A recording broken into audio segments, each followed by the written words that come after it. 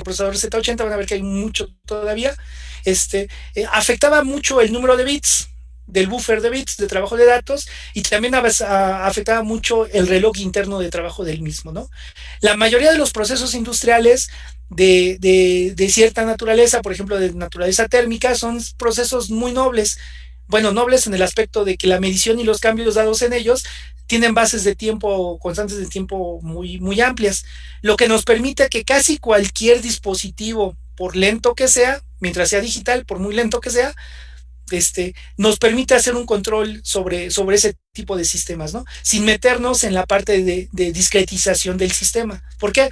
Porque el periodo de muestreo no se ve afectado del periodo de muestreo del microprocesador, no se ve afectado por la dinámica del proceso. Cuando el proceso es lento, cuando el proceso tiene una frecuencia de cambio o una constante de cambio más grande que lo que tarda un dispositivo en adquirir una señal, básicamente la parte de la discretización no se utiliza, ¿no? No se ve enfocada. Eso es desde el punto de vista de la aplicación del control hacia los lazos de control. Sin embargo, si ustedes caen en la parte del desarrollo de los dispositivos que van a formar los controladores o incluso los sensores, van a ver que ahí sí van a ocupar mucho el concepto de la discretización. ¿Por qué? Porque tienen que ser conscientes del tiempo de respuesta del proceso contra el tiempo de respuesta del dispositivo en toma de lectura, procesamiento de la señal y volver a tomar la lectura como tal, ¿no? Entonces, depende mucho en qué área caigan, va a ser la aplicación que le van a dar precisamente a la parte de control discreto, y cómo lo pueden ver aplicado. Les voy a tratar de ser muy sincero, en la vida práctica que yo he tenido aplicando lo que son PLCs y PACs, no me ha tocado a mí preocuparme por la velocidad de discretización, por la frecuencia de discretización de monitoreo del proceso. ¿Por qué?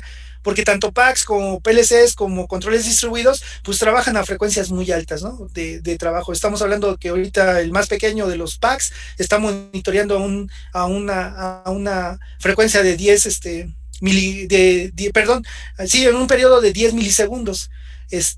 Toma las muestras. Entonces, imagínense, cada 10 milisegundos estoy actualizando mis entradas.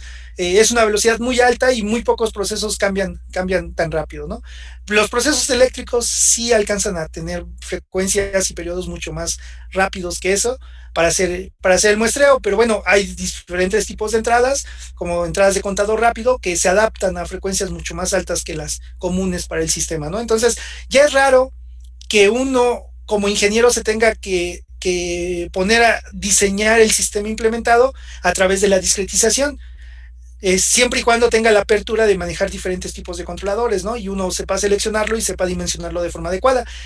En caso del diseño, ahí sí no queda de otra, ¿no? Tiene uno que meterse. En el caso de desarrollo de prototipos, en el caso de desarrollo de controladores, de equipos, de robótica, sí, como tienen elementos eléctricos, cambian a frecuencias muy altas, ¿no? Entonces ahí la importancia de la discretización es fundamental, ¿no? Si no sabes discretizar y no sabes determinar el periodo de muestreo, de la señal que estás manejando, te puedes meter en muchos problemas, ¿no? La señal los datos que puedes estar adquiriendo pueden ser erróneos, no pueden servirte.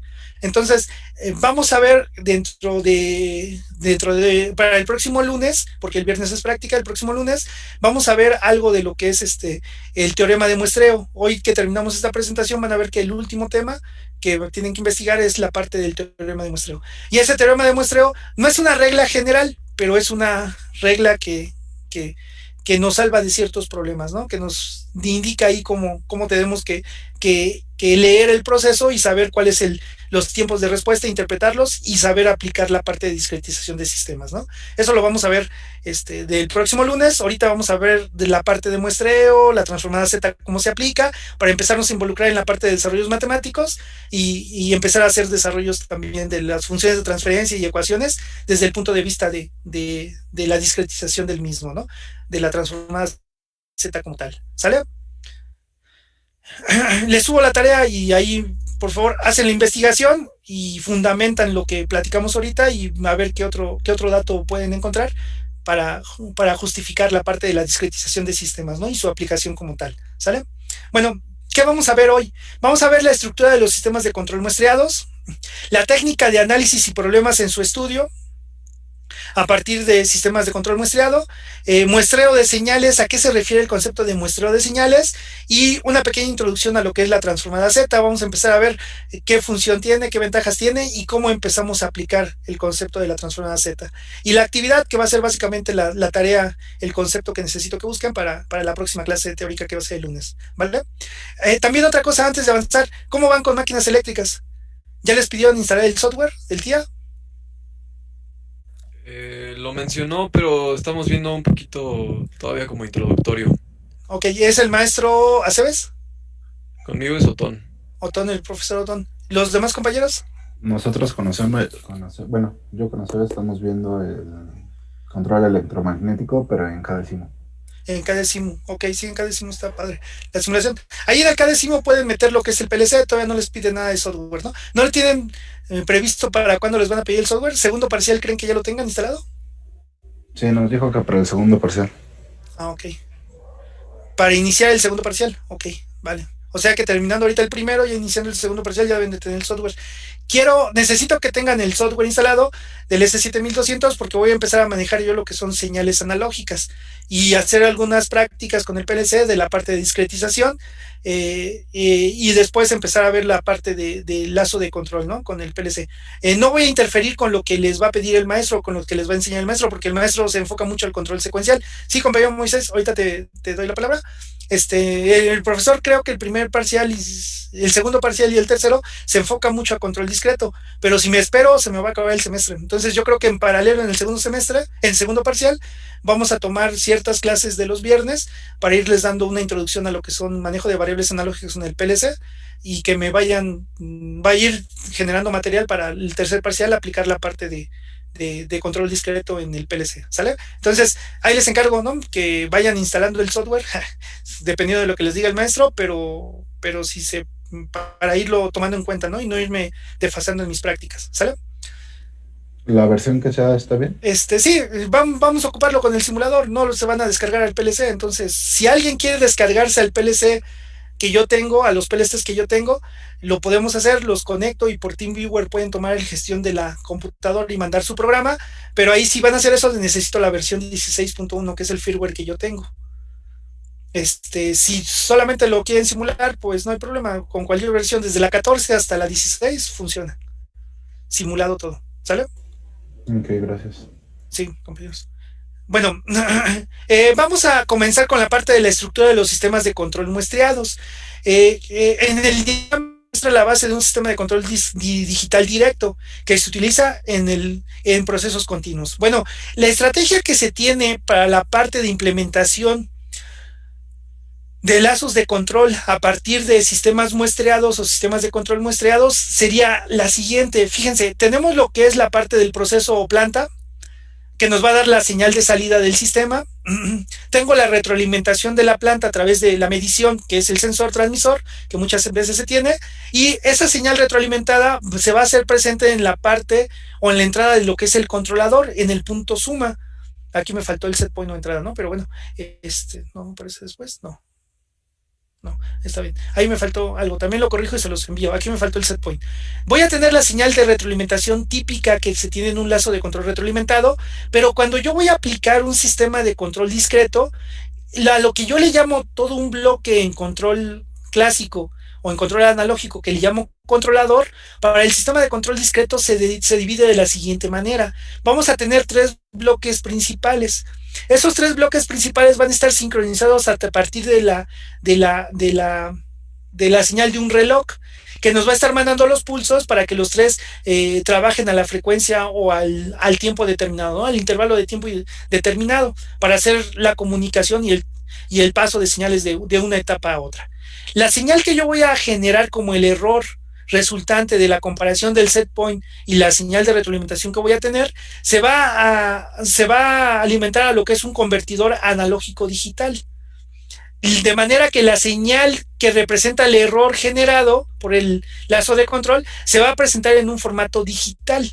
Fíjense que no hablo de señal muestreada ni de señal discreta, ya estoy hablando de la señal digital, porque internamente el convertidor analógico digital va a convertir de analógico a discreto y después se va a convertir a una serie de bits que me van a representar una señal de tipo digital. Y con esa señal de tipo digital va a trabajar lo que es el controlador basado en microprocesadores o microcontroladores, los cuales solamente trabajan con señales de tipo digital. El programa que tenga interno, el algoritmo que se tenga programado, va a recibir esa señal digital que representa la señal de error del mundo real, va a aplicar las acciones de control programadas y me va a responder con la acción de control. Pero el formato que maneja también es una señal de tipo digital. Por lo tanto, esa señal de tipo digital la debo discretizar y después la debo de convertir a una señal de tipo analógica. Y esa función lo va a hacer por el convertidor digital analógico. Entonces, fíjense que nosotros cuando hablamos para la parte de la implementación de los sistemas de control, hablamos ya de bloques que hacen cierta función. En este caso, los convertidores analógico-digital y digital-analógico. Uno recibe la señal analógica, la discretiza y después la digitaliza, y el otro digitaliza, descompone en discreta y después regresa al mundo analógico. Y esa señal analógica que representa la acción de control va a entrar a lo que es el actuador del lazo de control para modificar la variable manipulada y mandar precisamente la corrección dentro del proceso para regresar la variable de salida al punto deseado, ¿vale? Esa es la estructura que tenemos y el cambio fundamental que se hace desde el punto de vista de hardware para la parte de análisis de los sistemas de control. ¿Sale, compañeros? Fíjense que aquí radica la importancia del hardware que se utiliza. Actualmente casi todos los dispositivos que se manejan como controladores, háblese de PLCs, PACs o sistemas de control distribuido, manejan bases de tiempo muy altas. Ya el procesamiento a través de señales de reloj dentro de los CPUs de esos tipos de controladores, les digo que mínimo anda alrededor de 10 milisegundos de 10 milisegundos la actualización, y no de una, sino de todo el mapa de memoria de entrada y del mapa de memoria de salida del microprocesador, del microcontrolador o del elemento digital que se esté ocupando como controlador. Esas velocidades esas velocidades en periodos de trabajo me lleva a que la parte de monitoreo del sistema se trate todo el sistema como si fuera un sistema de tipo analógico, aunque esté basado en la parte de los microcontroladores, ¿no? Ya no afecta tanto tener precisamente un microcontrolador o un elemento de control basado en microcontrolador por las grandes velocidades de monitoreo que se tienen. Entonces, muchas veces cuando ustedes aplican un controlador de tipo digital, PLC, PAC, tarjeta control distribuido, una tarjeta de adquisición de datos que también se basa en un microprocesador, no se tiene que hacer la comprobación de la frecuencia de muestreo del proceso. Se considera que así como se está tomando la lectura, la velocidad de actualización de los datos es tan alta que se puede considerar como si fuera un sistema de tipo o de variable de tipo continua. El problema aparece cuando la señal de salida o el proceso tiene respuestas de muy alta frecuencia o muy alta velocidad. Por ejemplo, sistemas de radares, sistemas de satelitales, donde tenemos ya frecuencias de alta frecuencia, pueden tener precisamente problemas si no tomo en cuenta la velocidad de muestreo que necesito por parte del microprocesador que va a procesar esas señales que están siendo retroalimentadas. ¿Sí me doy a entender, compañeros? ¿Más o menos? Ahí tal vez Sí. tendríamos que considerarlo para señales como de comunicaciones, ¿no? De telecomunicaciones, que son Sí, mucho más rápidos. mucho más rápidas. Sí, ya cuando trabajamos con la parte de sistemas de comunicaciones, ya tenemos que hacer ajustes en la parte de la discretización, y ahí importa mucho la parte de discretización. También en las aplicaciones de audio, por ejemplo, con los compañeros de ICE, también las aplicaciones de audio se ve muy afectado el lazo de control si no se toma en cuenta el periodo de muestreo requerido para tratar esas señales de trabajo como tal, ¿no? En los sistemas de control físicos que manejamos nosotros, casi todos son de naturaleza mecánica o eléctrica o electromecánica. Y al tener elementos mecánicos, pues las frecuencias no pueden llegar a ser tan altas porque simplemente hay saturación y mal funcionamiento de esos elementos como tal, ¿no? Entonces, hasta cierto punto, para aplicaciones del control de procesos, del control aplicado, la parte del control muestreado es muy noble, ¿no? Los dispositivos que tenemos actualmente nos permiten tratar el lazo de control como si fuera solamente puras señales de tipo analógicas. ¿Sale? Pero el apunte que hace el compañero Mauricio es importante, ¿no? Tenerlo en cuenta, ¿sale? ¿Problemas hasta ahí, compañeros? La forma en la que tenemos que manejar el controlador desde el punto de vista de los sistemas de control muestreados. Fíjense que no solamente es un bloque, sino que es un bloque que está compuesto, un subconjunto que está compuesto por 4 bloques. La base de tiempo, que nos determina cada qué tiempo se va a estar actualizando los datos y se van a estar pasando de bloque a bloque. Y la parte de los bloques de tratamiento de señal de entrada, señal de salida, y la parte del procesamiento en función del algoritmo que se tenga programado, ¿no? Entonces tenemos el convertidor analógico digital, convertidor digital analógico y la parte del cerebro del microcontrolador, ¿vale? Este es el esquema que se tendría para un PLC, compañeros. Este es un PLC básicamente, pero el PLC tiene una velocidad de muestreo muy alta, entonces la mayoría de los sistemas aplicados para control de procesos, la base de tiempo no es tan alta, entonces se puede manejar como un solo bloque y manejar puras señales de tipo analógicas, aunque realmente no se manejan señales analógicas, ¿no? Se tiene ahí una conversión a señal digital de forma directa, ¿no? Y de digital a analógico, ¿vale? Bueno, el término de control digital directo se usa cuando el controlador digital básicamente es un microcontrolador. Controla el sistema de control en lazo cerrado o gobierna el sistema de control en lazo cerrado. Ahí el pleonasmo, disculpen, ¿no? Lo voy a cambiar para que quede, ¿no? Pero básicamente cuando tenemos el lazo de control basado en tecnología de microcontroladores o microprocesadores, hablamos de un esquema de control digital directo. También a lo mejor a ustedes no les es tan familiar. Cuando ven instrumentación y les empiezan a hablar de las etapas de la instrumentación, se supone que ahorita estamos en qué etapa de la instrumentación, compañeros. Etapa 2, etapa 3, etapa 4, etapa 5.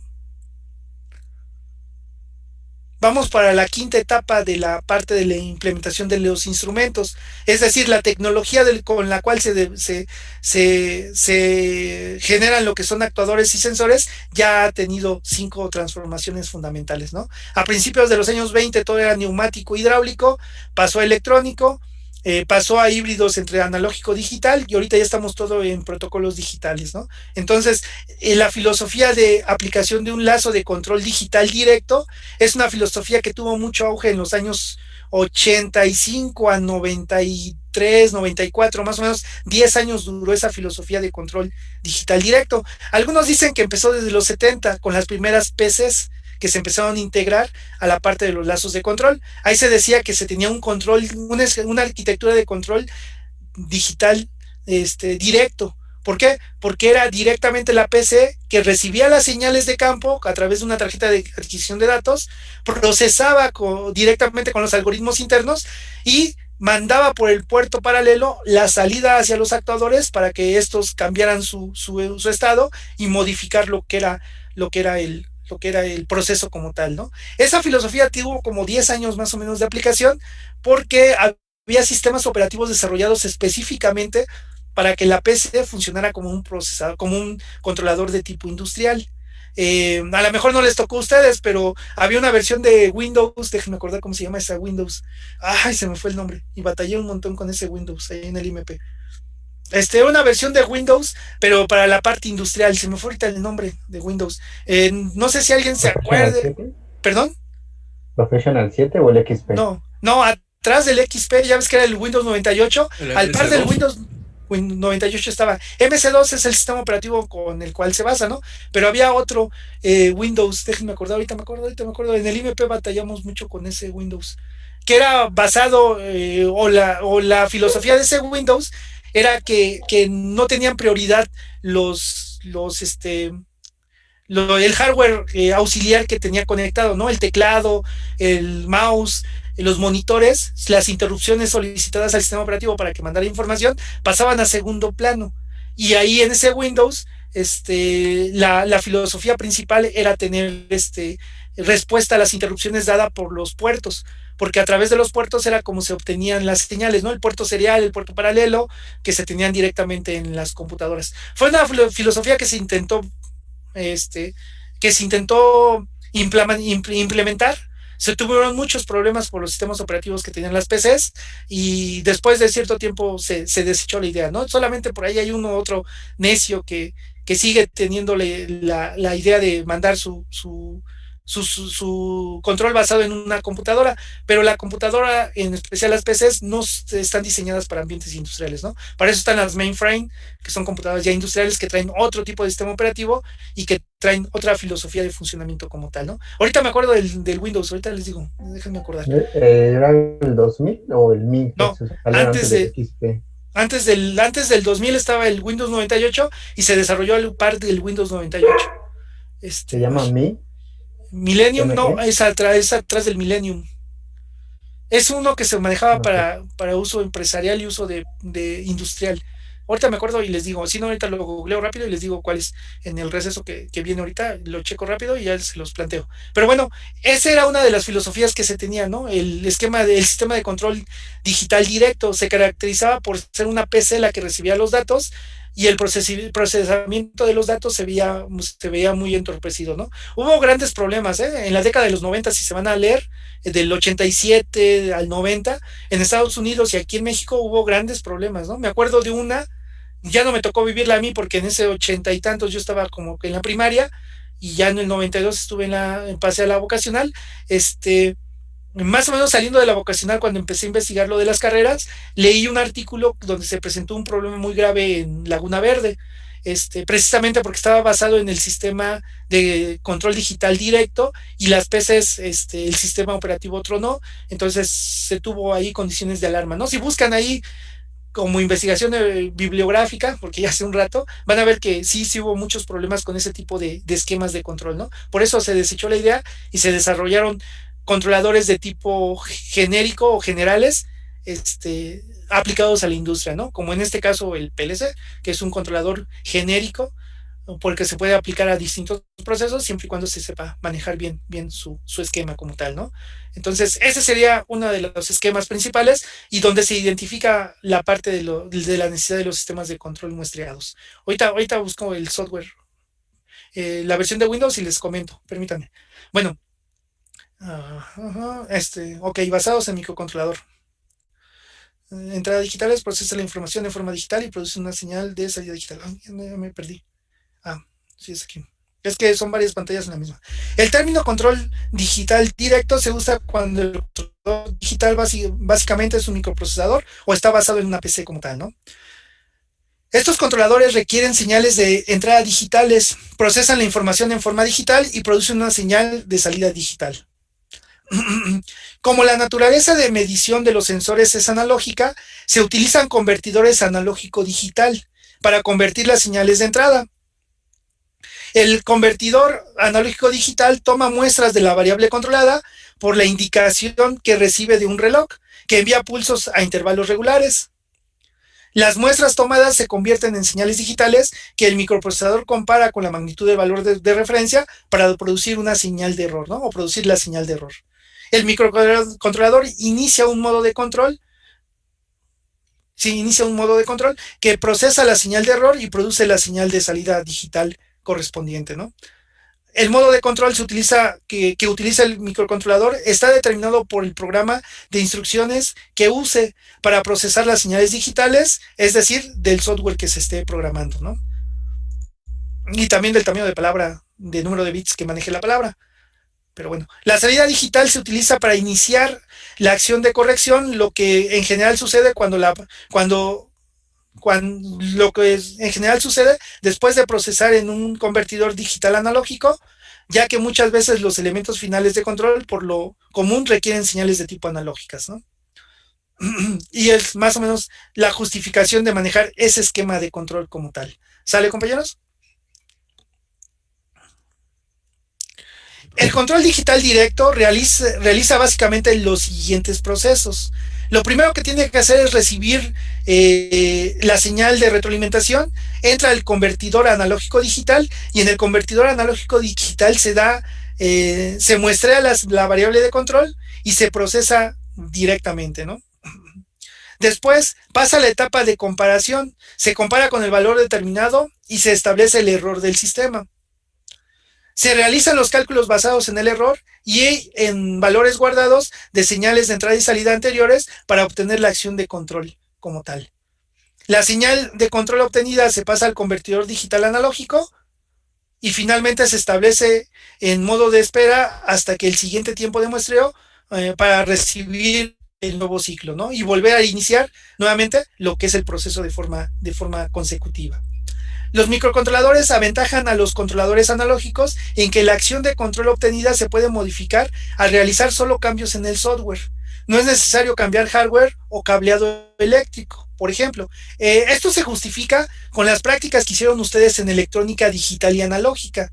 Si se acuerdan, cuando ustedes armaban sus controladores o armaban sus amplificadores operacionales como inversor, como sumador diferencial, como no inversor, y querían cambiar la ganancia o el signo de alguna señal de entrada, tenían que volver a reconfigurar lo que era el operacional, ¿no? La conexión del mismo. Ese control basado en operacionales es lo que manejamos aquí como control analógico. Si yo quiero cambiar la acción de control que tengo por la conexión de los operacionales, tengo que cambiar la ganancia del operacional. Mientras que si ustedes tienen un microcontrolador o un microprocesador, pues simplemente se meten al programa y cambian el valor de la ganancia o el valor de la constante, y con eso ya afectan lo que es la ganancia del modo de control que estén estableciendo. ¿Sale, compañeros? Esa desventaja ha llevado a que muchas veces el control analógico ya sea relegado, pero en algunos aspectos el control analógico todavía lleva muchas ventajas sobre el control digital, y principalmente cuando no se tiene un desarrollo completo o cuando no se tiene el controlador, el cerebro del controlador ideal, ¿no? Se prefiere manejar lo que es el lazo de control analógico. Todavía en algunas empresas lo manejan como tal, ¿eh? Todavía en la parte de donde se exige calidad de inyectoras de plástico, por ejemplo, mucho del control básico que se tienen en equipos antiguos es basado en tarjetas de operacionales, en control analógico, por lo mismo. Sin duda, el programa de cómputo es capaz de modificar las estrategias de control durante una acción de control en respuesta a la situación que se esté desarrollando. También tienen otras ventajas. El control analógico requiere en forma específica a cada uno de los procesos que se controlan. Es decir, el control analógico se diseña a la medida. Sí se pueden tener potenciómetros dentro de la configuración de los op-amps que me permiten mover hasta cierto punto las ganancias y recorrerlas en cierto rango, pero casi todos los controles analógicos se desarrollan a medida, es decir, a esa medida del proceso. Por lo tanto, cambiar el control analógico de equipo a equipo incluso, o de proceso a proceso, o de línea de producción a línea de producción, aunque se tengan procesos similares, muchas veces no aplica, ¿no? Siempre hay que hacer una resintonización o reajuste de las ganancias del controlador, ¿sale? En cambio, con un microcontrolador es posible controlar varios procesos independientes realizando muestreos con un multiplexor. Además, el control digital proporciona mayor precisión que el analógico. Quizá también a ustedes ya no les tocó manejar lo que son los multiplexores. Eran muy famosos cuando se tenía una impresora y muchas computadoras tenían que mandar a imprimir a la misma impresora y solamente se tenían puertos de comunicación paralelo de B25, entonces lo que hacían ahí es conectar un multiplexor que de diferentes señales, de diferentes puntos podían mandar señales a un solo punto como tal, que era el concepto de la impresora, ¿no? También cuando se hace la implementación de controladores a partir de microprocesadores, se puede ocupar ese tipo de filosofías. Actualmente sale más barato diseñar la arquitectura del control con estaciones de puntos de entrada y salida remotos. Ya no se tiene que ocupar multiplexores, porque conllevan cierto retraso en el protocolo de comunicación y en el tiempo de comunicación. Mejor actualmente lo que se hace es mandar la red, se manda por Ethernet y las velocidades de transmisión son mucho más altas, ¿no? Pero bueno, era una de las ventajas que también tenía la parte de los controladores basados en microprocesadores o microcontroladores, que se podía multiplexar las señales de diferentes puntos y con un mismo controlador hacer secuencias de control para diferentes variables dentro de un proceso, ¿no? Siempre y cuando los tiempos de respuesta lo permitían, ¿sale? También eso ya no creo que les toque a ustedes, ya todo les va a tocar por protocolos de comunicación, pero bueno. debido a que los componentes que forman al control analógico se ven afectados por temperatura, tiempo de servicio. Estos sistemas presentan desajustes o descalibración. En cambio, el control digital funciona con base en señales solo del tipo encendido-apagado y no presentan desajustes, ¿no? Sí, toda la parte de operacionales siempre viene con la parte de anulación de offset o de ajuste del operacional, de la ganancia interna del operacional, y muchas veces las fallas que se presentaban en los controladores analógicos era sustitución directa del operacional, porque ya por el tiempo se había desgastado el dispositivo y ya caía en desajustes completos, ¿no? ¿Sale? Proceso de muestreo, problemas hasta aquí, compañeros, dudas con la parte de la implementación de un esquema de control digital y las ventajas que tiene sobre los esquemas de control analógico, ¿no? ¿Todo bien? Vale. Ahora, dentro del proceso de muestreo, o para la parte de muestreo de señales, ¿cómo podemos entender el concepto de proceso de muestreo? Consiste en tomar el valor de una señal analógica en determinados instantes de acuerdo con una señal de reloj. Es decir, yo voy a tomar valores de una variable analógica, la cual tiene valores en cualquier instante, y esos valores que voy a tomar yo van a estar en función de cierto periodo de muestreo, es decir, la medición la voy a estar repitiendo cada cierto intervalo de tiempo. Eso me va a permitir obtener señales que pueden ser datos que me pueden llevar a la reconstrucción de la señal, o datos que me pueden llevar a una construcción de una señal totalmente errónea. Depende mucho, ya hay que tener cierto feeling, aparte de aplicar el concepto teórico que nos dan, de entender cuál es la dinámica del proceso, con qué velocidad está cambiando y cuál es el periodo que conviene o el intervalo de tiempo que me conviene tomar para capturar o tomar lecturas del proceso que sean representativas de su dinámica. El muestreo de señales en tiempo continuo reemplaza la señal en tiempo continuo por una secuencia de valores en puntos discretos de tiempo. Ahorita explicamos esa parte con una imagen. El proceso de muestreo se emplea siempre que un sistema de control involucra un controlador digital, ya que son necesarias las operaciones de muestreo y de cuantificación para ingresar datos a ese controlador. También se puede tener un proceso de muestreo si la señal requerida para el control se mide de forma intermitente. Por ejemplo, este tipo de aplicaciones se tiene mucho en los sistemas de telemetría todavía actualmente. Ahorita platicamos de un sistema de telemetría y más o menos de forma general, si alguien no lo conoce, para que vean cuál es la función de ese sistema de telemetría, ¿no?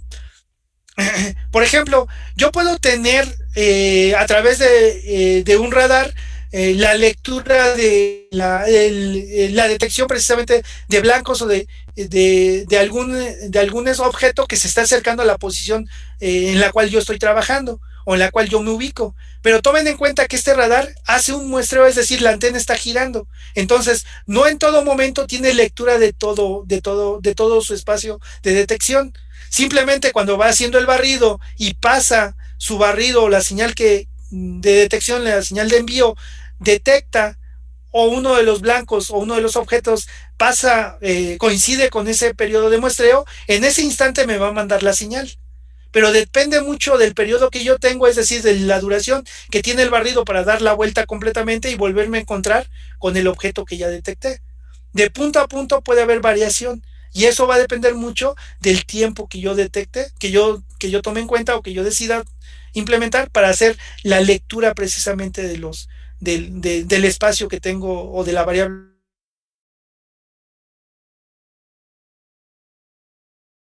en los sistemas, los cuales nos pueden determinar precisamente la información que vamos a obtener del proceso, ¿no? Como tal, uno de los casos típicos es el sistema de radar, el cual nos permite estar monitoreando de forma discreta la posición de diferentes objetos en función del tiempo de que tarda en dar precisamente un escaneo completo, una vuelta completa a la carátula que tiene, ¿no? En función del tiempo que se tiene para estarlo trabajando. Déjenme ver, traigo otro ejemplo. Toda la parte de lo que habíamos platicado que era, permítanme, telemetría. El concepto de telemetría, el concepto de telemetría todavía es un concepto muy válido, compañeros, se ocupa mucho y ahí se ve reflejado precisamente el concepto de los sistemas de muestreo. No sé si alguien ya ha trabajado con sistemas de telemetría o conoce el concepto de telemetría. ¿Alguien lo ha manejado, compañeros? ¿Qué es la telemetría? ¿Por qué tan importante? Y aquí en México la ocupamos mucho. De los pozos petroleros se ocupa mucho ese concepto de telemetría. ¿Alguien lo maneja? ¿Alguien lo conoce? ¿Sabe a qué se refiere? Yo lo he escuchado. Sí, compañero.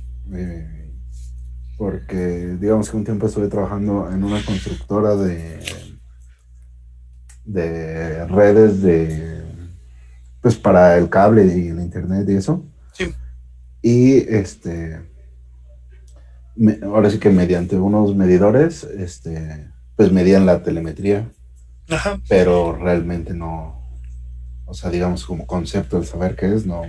No lo tenías a profundidad. Ok, gracias, compañero. ¿Alguien más? ¿No? Ok. Imagínense que están en Campeche, cerca de los pozos petroleros que tenemos aquí en el país, y ustedes tienen que estar haciendo el monitoreo de datos de cada uno de esos pozos petroleros, desde donde está su ubicación hasta el cuarto de control que ustedes tienen, por ejemplo, en la capital de Campeche.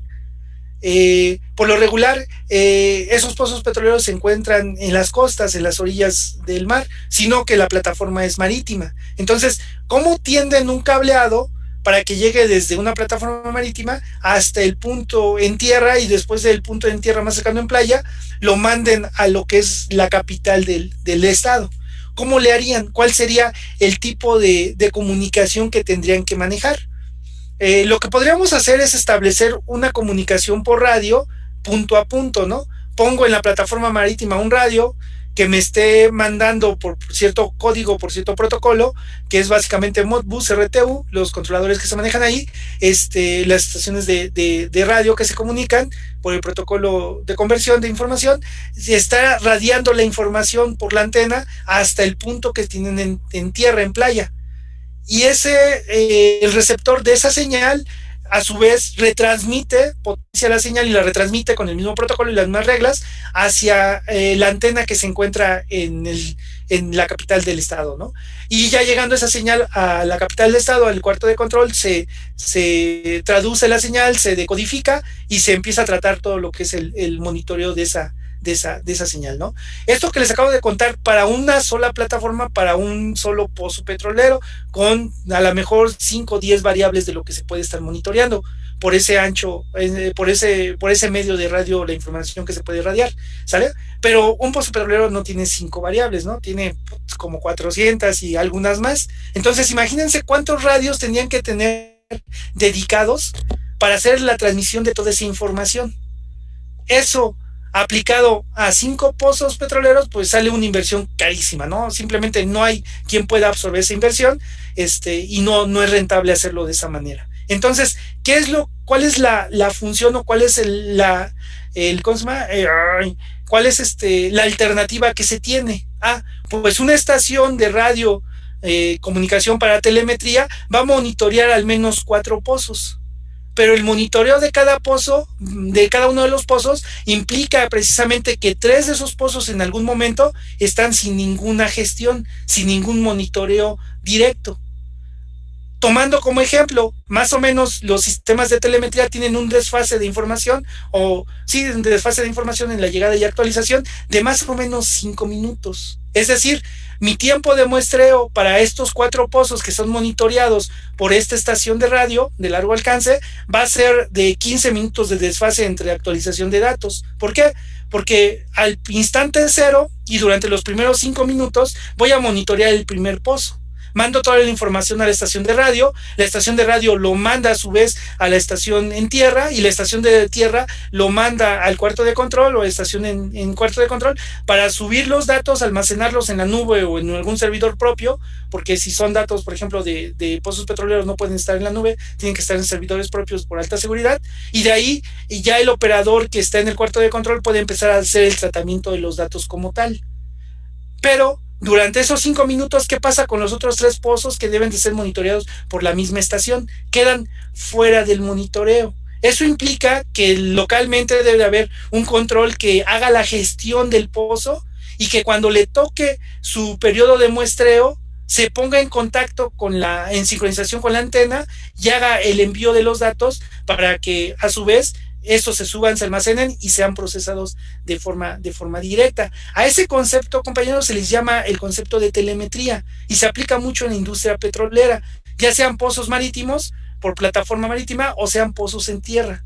Muchas veces las instalaciones de control y la parte de procesamiento no pueden estar cercanas al pozo petrolero por los riesgos que implica precisamente la instalación como tal. Y tampoco se pueden tener los servidores de forma local porque si hay algún accidente se perdería toda la información, ¿no? Entonces, una forma de aislar y de tener cierto rango de protección es a partir de las estaciones de radio. Por eso, si ustedes buscan en la parte de protocolos de comunicación industrial, van a ver que el protocolo Modbus, que es un protocolo muy viejo y una trama de formación del protocolo muy sencilla, relativamente sencilla a otros, se sigue ocupando mucho y todavía se sigue manejando el protocolo RTU serial que se aplica mucho en las estaciones de telemetría. Todo lo que es Ciudad del Carmen, la parte de Villahermosa, donde hay los pozos petroleros, todavía se sigue dando mucha capacitación en Modbus y se siguen ocupando equipos que manejan esta filosofía.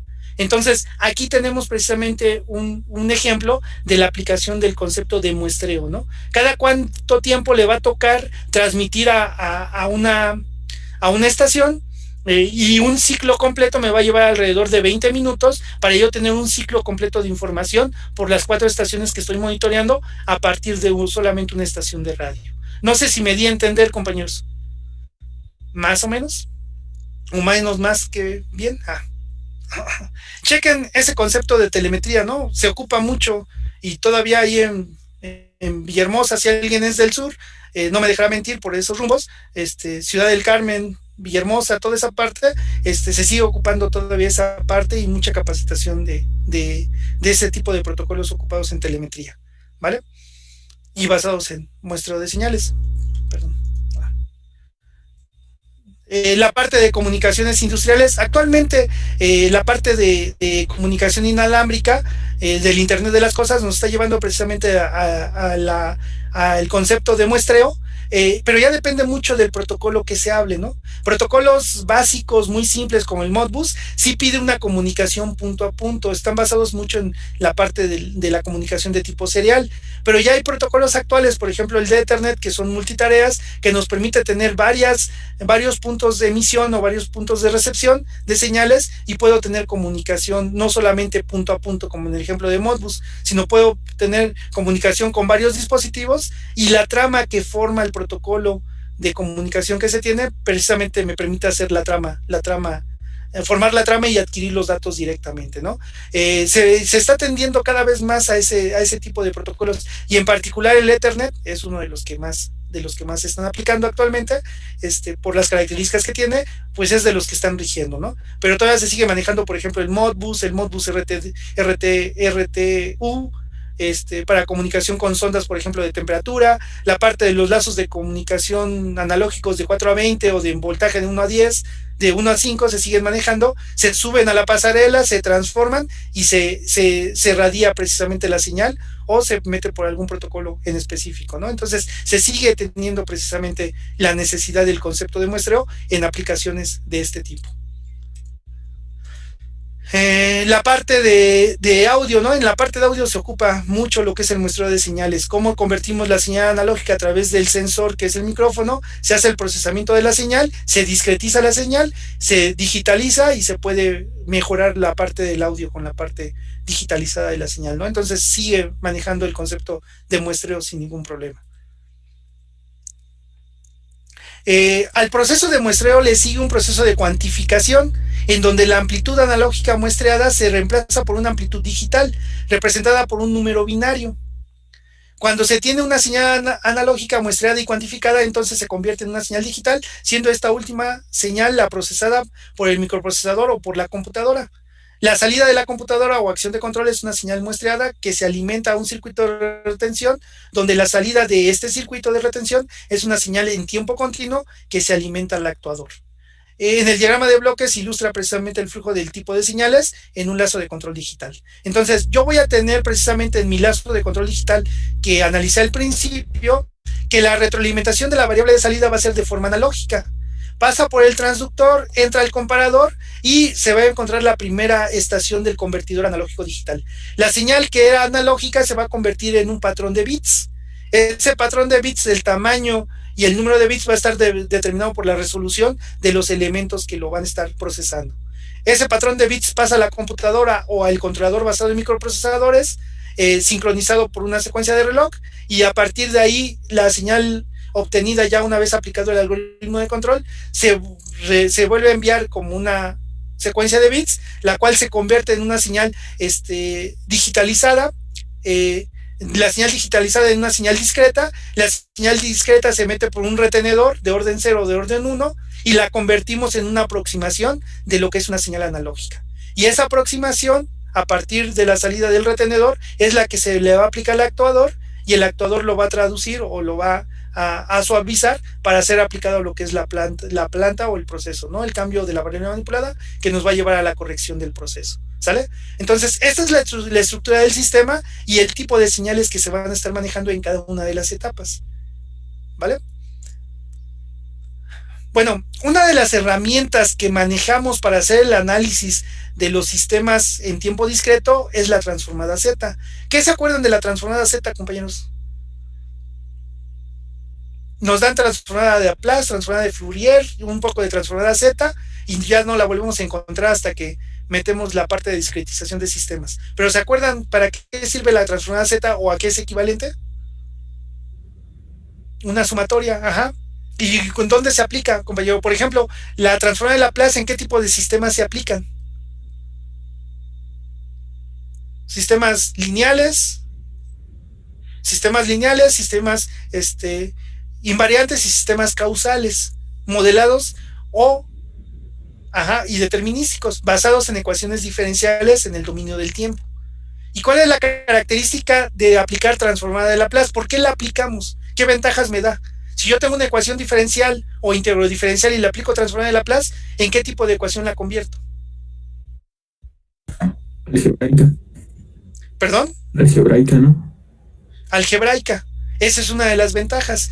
La transformada Z es el mismo efecto que produce en los sistemas de tipo muestreo, ¿sale? Cuando yo voy a tener sistemas definidos por el muestreo o por una base de tiempo y quiero convertir una ecuación de diferencias en una ecuación algebraica, aplico el concepto de la transformada Z, ¿vale? Es el equivalente de la transformada analógica, de la transformada de Laplace para sistemas continuos, ¿no? Aquí serían sistemas discretizados, entonces aplico sistemas basados en ecuaciones de diferencias, entonces aplico la transformada Z, ¿vale?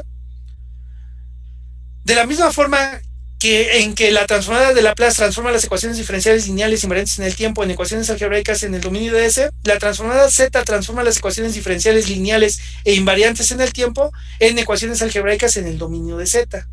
Definiendo en transformada Z de una función del tiempo xt, solo se toman en cuenta los valores muestreados de la función en el tiempo. Es decir, según el periodo de muestreo, tomaríamos el valor inicial, la segunda lectura sería una vez el periodo, la tercera muestra sería 2 veces el periodo, y así sucesivamente hasta el número de muestras que se determine, ¿no?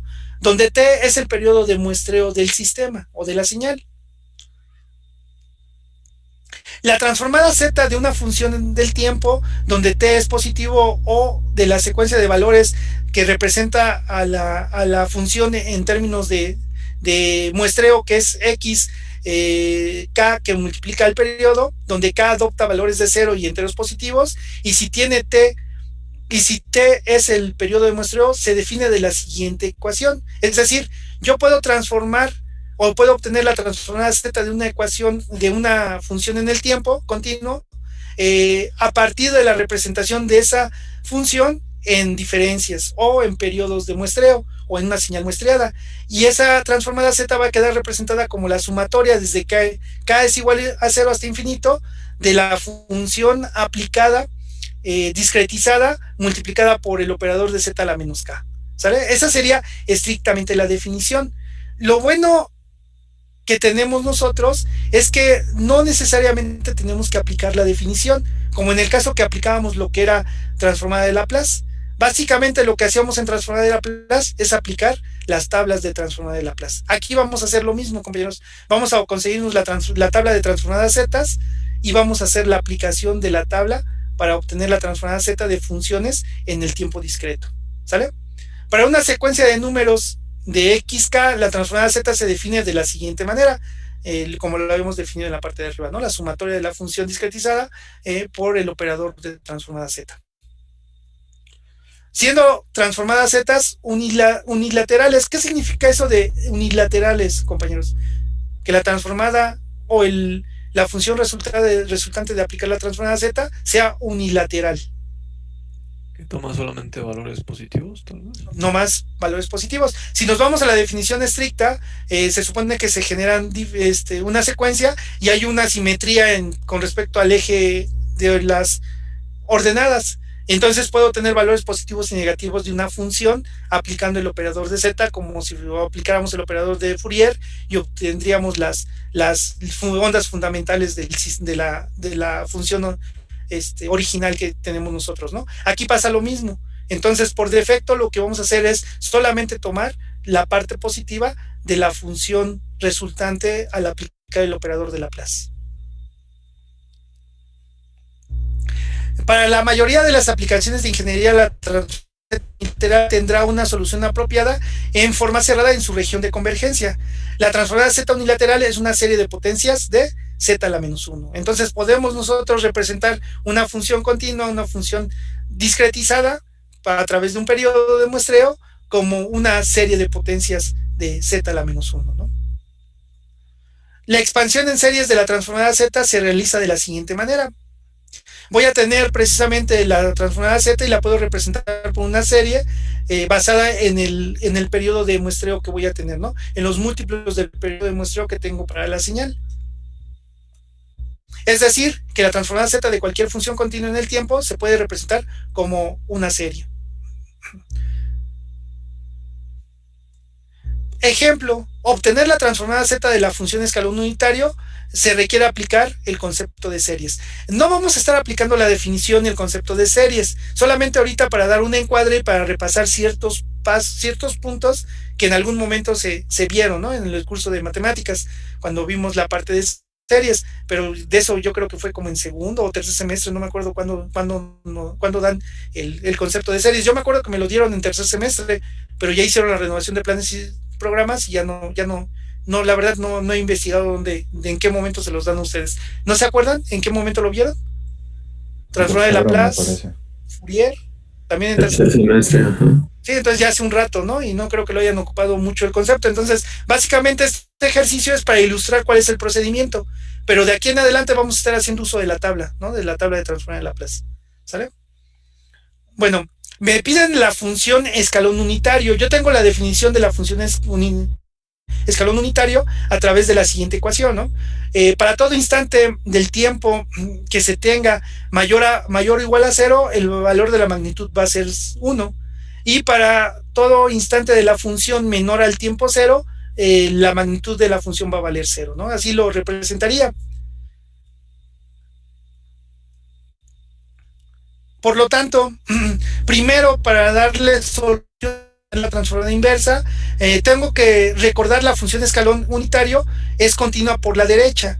Es decir, que la función del tiempo, la función x en el tiempo va a ser igual a 1, aplicando la definición de la transformada de Laplace. Voy a tener que va a ser la multiplicación precisamente de la magnitud en función del periodo que tengo, del número de muestras que estoy manejando, multiplicada por el operador de z a la menos k. Para k igual a 0,1,2 hasta infinito, solamente números enteros, no se pueden tomar números fraccionarios, puesto que me representa ese k un operador de periodo o de toma de muestras, y tienen que ser muestras constantes, muestras enteras, no pueden ser fracciones.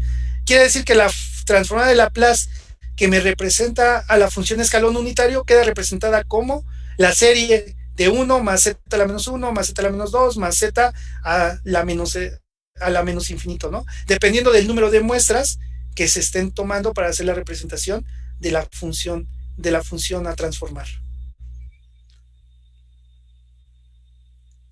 2.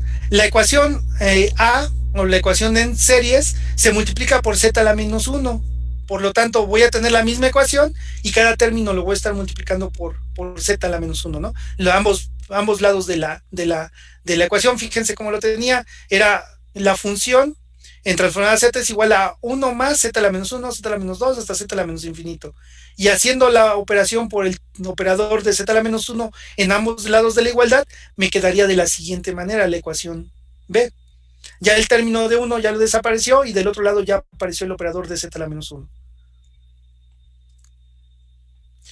Restando la ecuación B de la ecuación A se tendrá, hago la suma algebraica de las dos ecuaciones, factorizo los términos comunes, permítanme, factorizando el lado izquierdo de la función, entonces voy a llegar a la conclusión de que la transformada z del escalón unitario va a ser igual al despeje del paréntesis, de la cantidad que está en el paréntesis cuadrado, dividiendo a la magnitud unitaria, ¿no? Creo que el anterior me fui muy rápido y no vieron el término cómo quedó. Pero fíjense, cuando yo tengo la suma de la ecuación A menos la ecuación B, o la resta de la ecuación A menos la ecuación B, muchos de los términos se van a anular. Z1 menos Z1, Z2 menos Z2, Z3 menos Z3, y me va a dar de nuevo la magnitud unitaria, ¿no? Factorizo el lado izquierdo de la ecuación y precisamente voy a obtener a partir del despeje la transformada de la transformada z para la función escalón unitario, ¿sale? Como todo ejercicio que desarrolla el profesor, pues agarra el más difícil, ¿no? La función escalón unitario, pero básicamente es ilustrar la definición y la aplicación de la definición para obtener la transformada de Laplace de diferentes funciones. Lo que me va a interesar a mí es que apliquen la tabla, no que hagan el desarrollo de la definición, ¿no? Eso ya se hizo en algún momento y no es de interés en este caso, ¿no? En este curso. Pero sí entender o recordar de dónde viene, ¿no? Y cómo lo podemos comprobar de forma rápida. Por ejemplo, les dejo otro ejemplo que es obtener la transformada z de la función polinomial, también aplicando series. Entonces tengo la función polinomial. Si A es una constante elevado a K, donde K tiene valores de 1 hasta infinito, y para todo valor de K menor a 0, se va a dar la magnitud igual a 0, ¿no? Entonces, se aplica la función polinomial, se le aplica el operador de Laplace de forma directa, la parte de la definición, y eso me lleva a que puedo representarlo a partir de una serie. Me da la ecuación A, esa serie multiplico esa ecuación A por el operador z a la menos 1 y la constante que se tiene dentro del sistema o dentro de la función polinomial, obtengo la ecuación B y aplico la misma sopa, ¿no? Resto la ecuación B de la ecuación A, quito los términos que se eliminen por sumatoria algebraica, factorizo los términos comunes que me den del lado izquierdo y despejo para la función de la transformada de Laplace obtenida, ¿no? Entonces, son dos ejemplos relativamente sencillos de la aplicación precisamente del concepto de la transformada de Laplace, compañeros. Les dejo la presentación, la voy a subir en la plataforma para que la tengan y les sirva de guía para hacer el siguiente ejercicio.